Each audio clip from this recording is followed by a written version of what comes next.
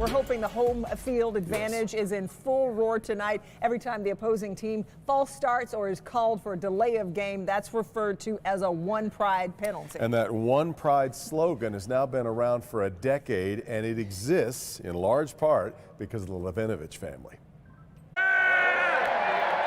Lions fans come in all shapes and sizes and passions that run the gamut from, oh, I'm a fan now that they're winning, to, hey, I even painted my face for every game when they were 0-16. And you can put the Lanivich family in that category. So did you ever get close to just giving up on the whole team? Just saying, I can't do this anymore, like 0-16? No.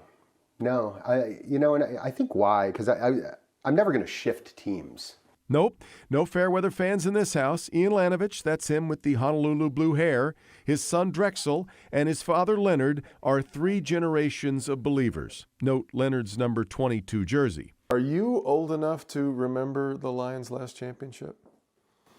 Oh, their last championship was, I think, in '57. Mm-hmm. And then they traded Bobby Lane. Right. In '58.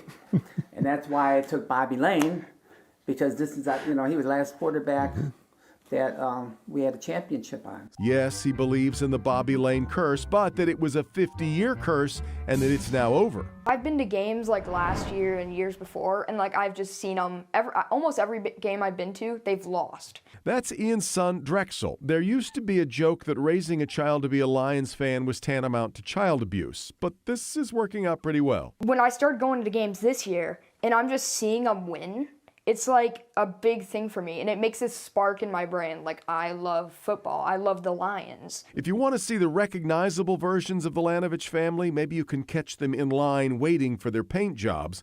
But they're not here to merely spectate. Iain says the makeup and then the noise they make puts them in the lineup. To me, it's always been about being a part of the game, not being at the game or watching the game. So this is the last program from the Silverdome.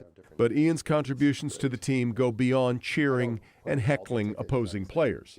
Iain now works at Ford, but 10 years ago he was at Campbell Ewald making a pitch to the Lions for a new campaign, one aimed not just at the football team, but at an entire city.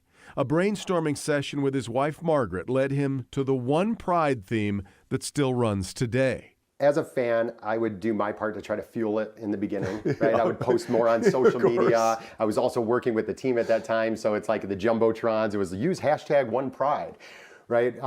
But it took a while before you started seeing players use it. Yeah. And coaches use it. Right. And, and now I think it's been around, long enough, everyone's bought into it. In fact, for this version of the Lions, One Pride seems particularly on point in this house and this one.